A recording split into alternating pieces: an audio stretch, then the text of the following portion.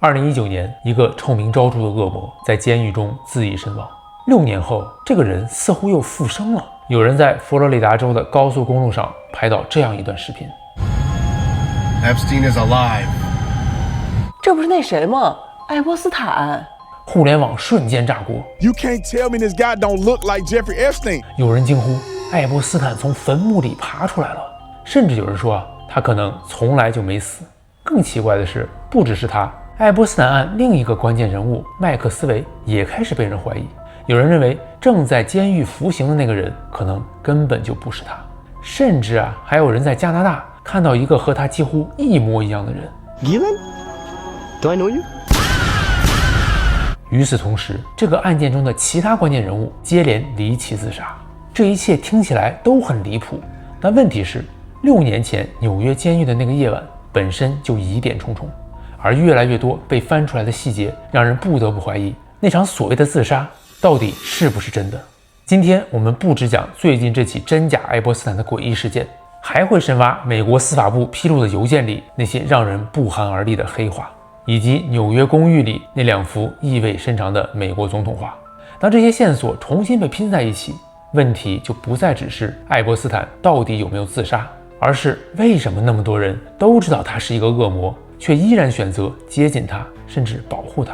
我们眼前这个世界到底有多少是真实的？那我们先把这件事快速梳理一下。2026年3月12号，佛罗里达州I95高速公路，有人在车窗外拍下了这样一段视频。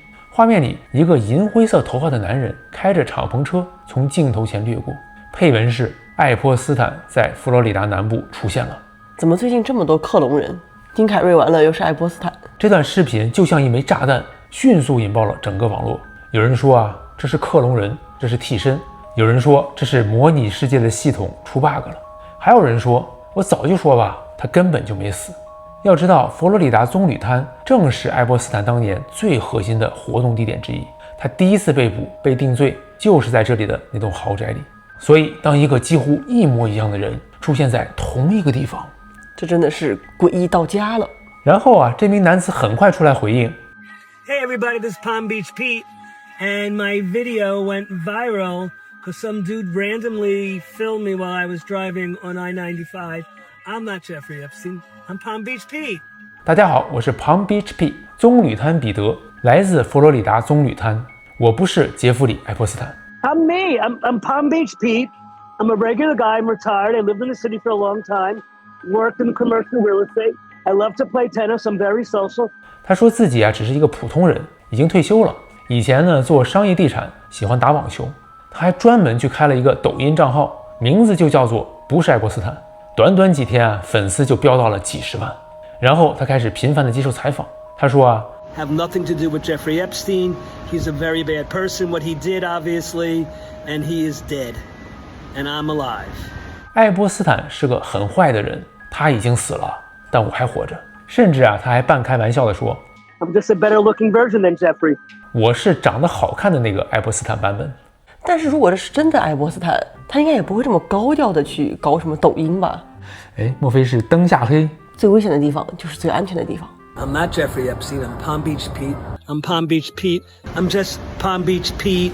那本来事情到这里看起来就是一个典型的撞脸事件，或者是一个为了流量想要出名的模仿秀。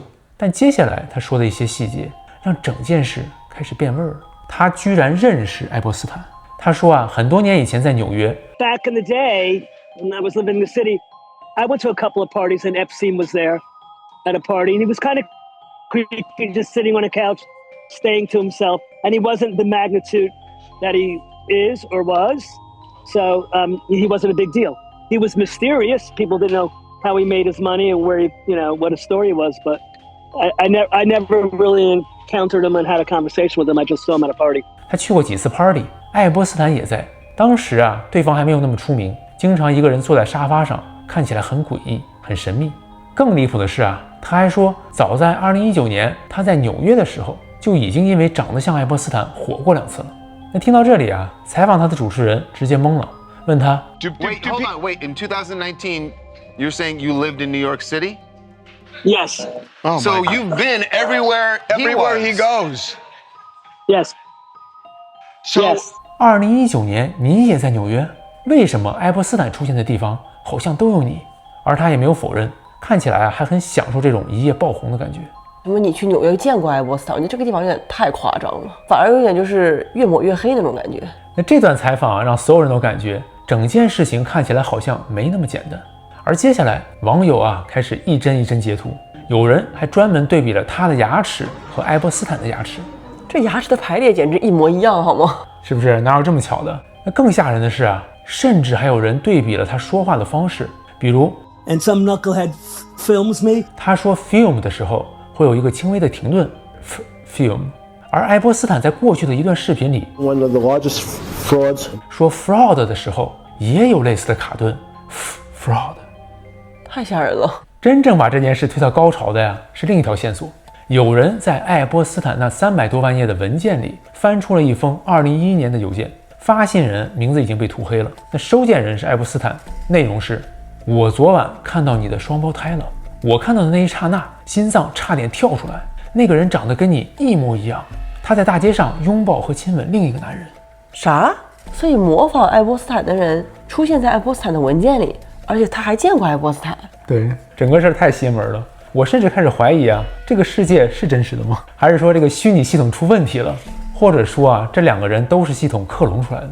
有一种说法嘛，就是说这个宇宙是一个意识体，当很多人去想一个东西的时候，这个东西就出现了，就是那个吸引力法则嘛，有点像。其实这不是第一次有人发现爱泼斯坦没有死的证据。之前就有一个人挖出过一个 Fortnite 账号，叫做 Little St Jeff One， 就是 Little St James， 就是他那个恶魔岛。Jeff 就是 Jeffrey 爱泼斯坦，这是他的账号。居然发现在他2019年自杀后还有活跃的记录。那我们知道死人一般是不会打游戏的。对，一般是不会的。但是这个死人的账号居然打得很不错哦，胜率高达17%。虽然后来 Epic 游戏公司出来辟谣，说这是某个不相干的玩家改名的恶作剧，但很多网友并不买账。这么刻意吗？还有游戏公司出来专门辟谣这个事情？对，因为当时那个视频一下就火了。然后那 Epic 公司怎么能够证明这是一个不相干的玩家呢？他好像去看了一下那个玩家的名字的记录嘛，然后还看了一下相关联的邮件，说邮件不是这个名字。甚至还有一段所谓爱泼斯坦出现在以色列特拉维夫街头的视频，后来被证明是用 AI 生成的，有不少的漏洞。所以你会发现这一桩一件件的事件，单独看似乎每一条都站不住，但一旦放在一起，就会变成一种很奇怪的感觉。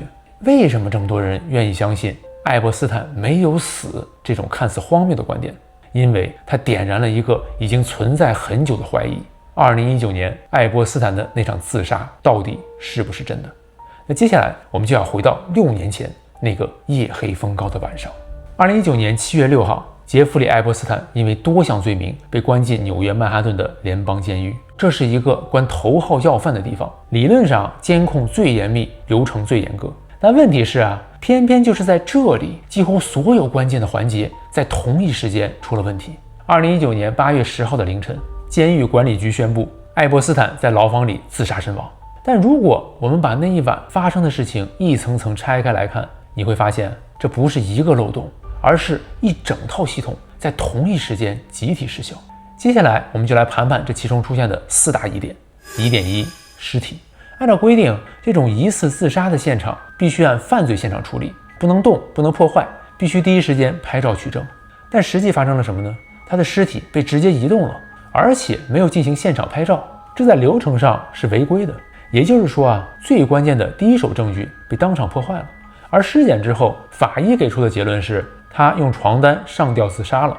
但参与尸检的另一位病理学家迈克尔·巴登质疑，一个身高将近1.8米、体重80多公斤的人在下铺自缢是否现实呢？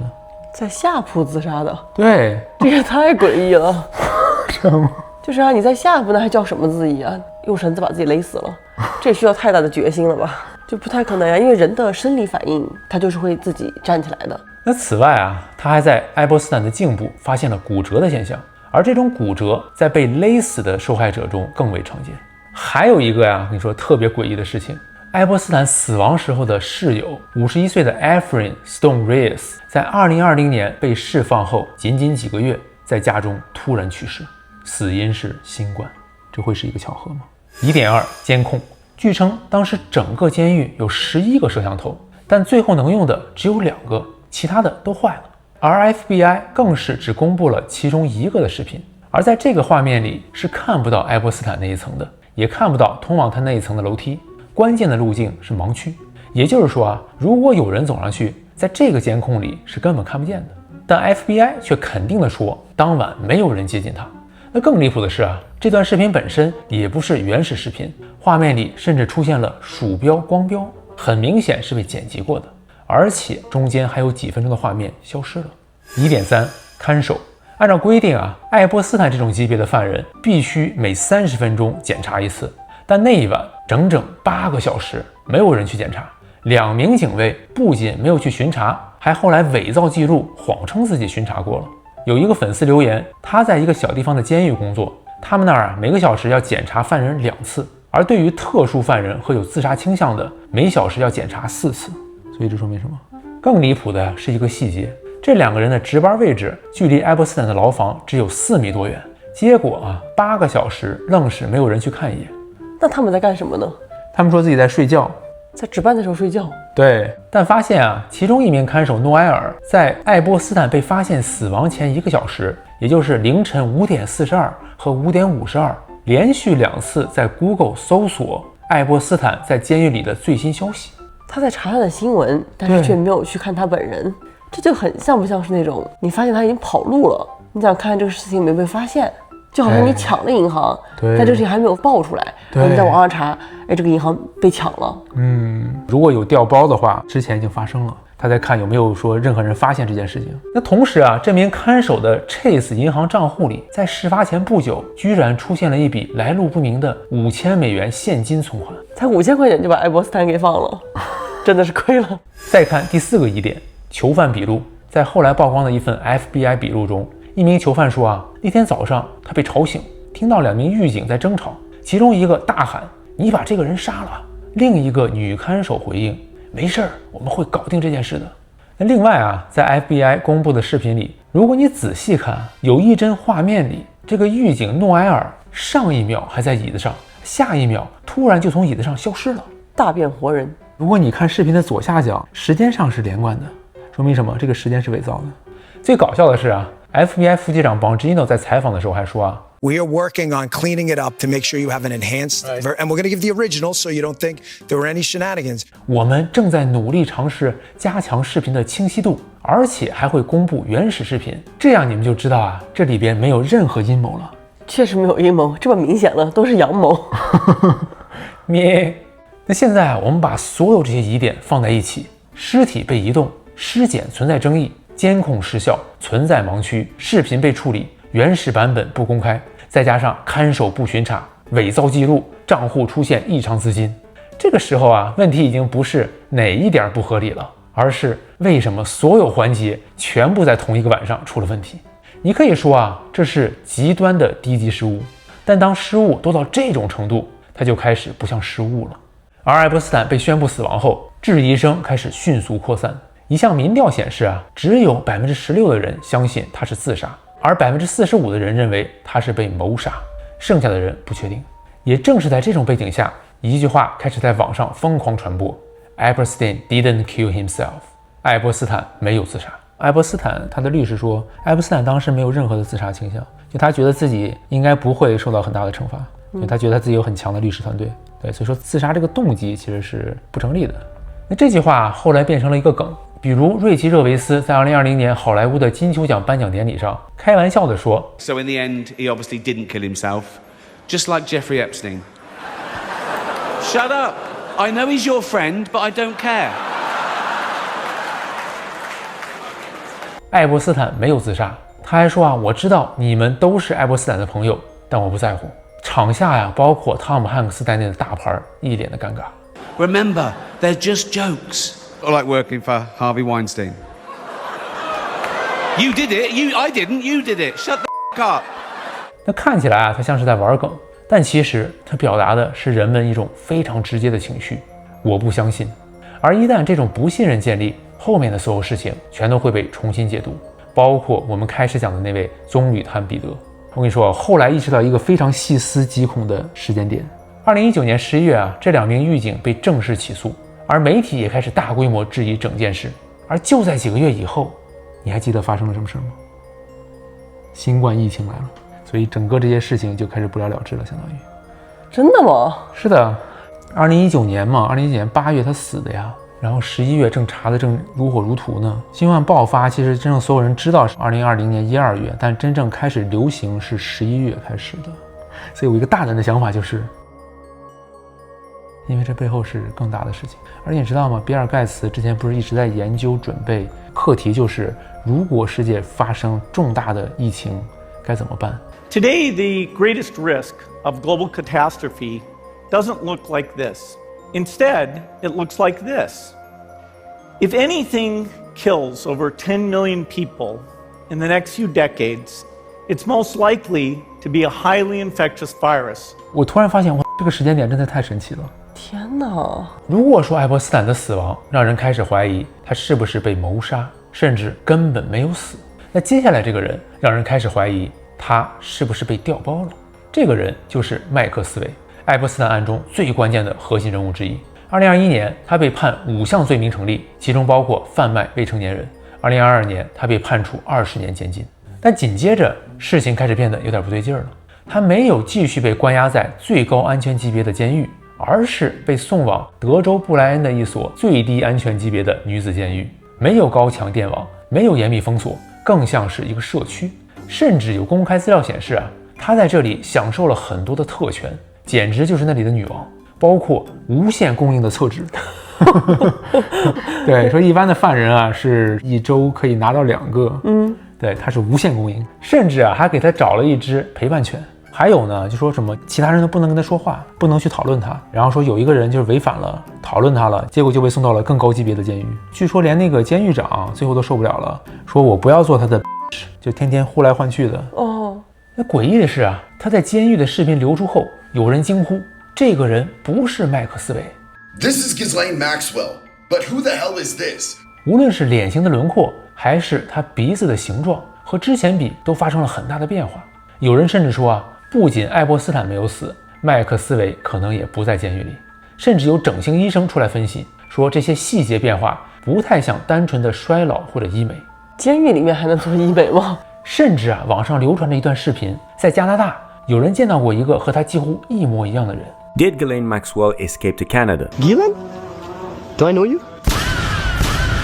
那后来有人说啊，这个视频可能是 AI 生成的，但问题是很多人并不买账。与此同时啊，新的离奇事件也在不断浮出水面。2022年，一个和爱泼斯坦案件有关的重要人物 Jean-Luc Brunel 在法国被拘押。他是法国知名的模特经纪人，被指控为爱泼斯坦输送模特和未成年人。就在案件还没有完全展开的时候，他被发现死在监狱里了。官方说法是自杀，同样是凌晨，同样是上吊。也是在下铺吗？不知道，但是听起来是不是很熟悉？而与此同时啊，还有一个更离谱的案件，有人在爱泼斯坦的文件里发现了几封邮件，爱泼斯坦在找人帮他洗白自己的网络形象，包括啊篡改维基百科、操控谷歌搜索结果，把负面新闻全部压下去，甚至啊直接黑进维基页面，把他的简介从罪犯换成投资家、慈善家。我现在去看中文简介里面还是呢慈善家。那更诡异的是啊，参与这件事的 El Seco 后来被发现啊，在法国自家附近的悬崖坠崖身亡了。而这件事到现在为止都没有一个统一的官方结论。所以你会发现啊，当这些事件接连出现的时候，他们就不再像是个案，更像是一种模式。所以重要的人物死了都没有证据证明，但是这种边角料的小配角是真正的死了，是真死了。那问题来了，他们到底在掩盖什么？除了众所周知的指控以外，最近公布的爱泼斯坦文件里发现了大量看不懂的暗语。最典型的一个词就是牛肉干，在邮件里这个词出现的频率非常高。比如有一封写着非常美味的午餐，牛肉干很好吃，我们非常感谢这份友谊。听起来还比较正常，但是再往下看啊，就开始不对劲儿了。还有一封说，在71街的冰箱里有一袋牛肉干，拿到之后记得放进冰袋哦。牛肉干需要放冰袋吗？就是啊，而且不只是冰箱，有些邮件里啊，甚至直接写的是放在冷冻层里。再看爱泼斯坦自己发出去的一封邮件，他告诉纽约餐厅老板 Steve Hansen， 让对方把那些牛肉干送去实验室里边做分析。还有一封写着周周会来，牛肉干会跟他一起走过来。牛肉干还能走路？能走路的不是动物，那就是人了。但是很多人说是，有一段视频就是恶魔岛上出来一个就是1、2岁的小孩，就自己在那儿走出来了，旁边没有任何人，就有人问这是谁的小孩，为什么会在这里？天哪！再往下还有一封邮件提到 Francis 会来教大家怎么做牛肉干。他新开了一家餐厅，名字叫做 Cannibal and Cooks。Cannibal 意思就是食人。你会发现从这一刻开始，这些词已经完全不像是在讲食物了。更离谱的是还有人翻出一张收据，上面显示他们曾经购买过655加仑的硫酸。你可以想象这个量级的硫酸，正常人会用它干什么呢？化骨水，毁尸灭迹。天哪！而牛肉干还只是其中一个暗语，在这些邮件里还反复出现的词包括曲奇、披萨、葡萄苏打、零食、冰激凌、牛排、冷冻白金枪鱼。每一个词看起来都很普通，但当它们出现在某些特定的语境里，而且反复出现的时候，很多人开始怀疑这些词真的只是字面意思吗？冷冻白金枪鱼是什么？白人。天哪！而且他们还在邮件里得意洋洋地说，没有人知道我们在说什么。那如果这些真的不是普通食物，而是一套内部语言，那说明什么？这就不再是一个普通的犯罪案件，而是一个有自己语言系统的圈子。那他们之间还有什么东西是不能被直接说出来的？那我们回头来看另外一个细节，那就是爱泼斯坦纽约豪华公寓里的那2幅画。先说第一幅，画里的人是美国前总统克林顿，他穿着一条蓝色的裙子，踩着高跟鞋，整个人半躺在椅子上，非常的妩媚。而那条蓝裙子，很多人一眼就会联想到当年的莱文斯基事件。这幅画的名字叫 Parsing Bill， 后来被证实就挂在爱泼斯坦的纽约住所里。那正常人家挂总统画像，要么是纪念，要么是欣赏，但这一幅怎么看都不是很尊敬，更像是一种嘲讽，甚至是羞辱。为什么要挂一幅这样的画？这是他的家里有很多的客人会来的，你会把一个美国总统这样一个羞辱的画放在自己家的大门口吗？代表了什么呢？好，我们先看另外一幅画，里是另外一位前总统老布什，他坐在地上像一个小孩一样在玩纸飞机，而旁边是一堆已经倒塌的积木塔，很多人会联想到世贸中心的双子塔911。但关键的是这2幅画不是在画廊里，而是堂而皇之的挂在爱泼斯坦的住所里，所有来访的人都会看到。那对于他的客人来说，这意味着什么？就是我很厉害你看这些人不为人知的秘密我都知道。对，他们都被我拿捏着，哪怕是这些站在权力顶端的人，他们的把柄都在我手里，我们都是一条线上的蚂蚱，都是一个圈子里的。所以当你把这些再和刚才那些邮件里的暗语放在一起看，这已经不再是普通的朋友关系，而是被加密的朋友关系。他们彼此之间掌握着一些不能说出来的秘密，一旦公开就会颠覆整个世界。或许这就是为什么明明很多人知道爱泼斯坦是什么人，却依然有人选择接近他，甚至维护他。那更耐人寻味的是这些逐渐浮出水面的人，很多都是美国社会最顶层的精英，有的站在泰德的舞台上，有的写科普书，有的开发我们每天都在用的软件，甚至有的参与制定规则，影响国家的政策。这些人被我们默认是值得信任的人，直到爱泼斯坦文件的曝光。有人可能会说这些都是阴谋论，爱泼斯坦就是自杀，所谓的光明会从来就不存在。但现在因为一群人的努力，越来越多的细节被一点点的揭露。这场水门事件后，美国最大的丑闻正在慢慢浮出水面，而现实比想象还要可怕。所以有人说阴谋论是还没有被证实的真相，而真相是已经被证实的阴谋论。所以这一切到底说明了什么？爱泼斯坦真的死了吗？麦克斯韦真的还在监狱里吗？那些爱泼斯坦的顾客名单真的不存在吗？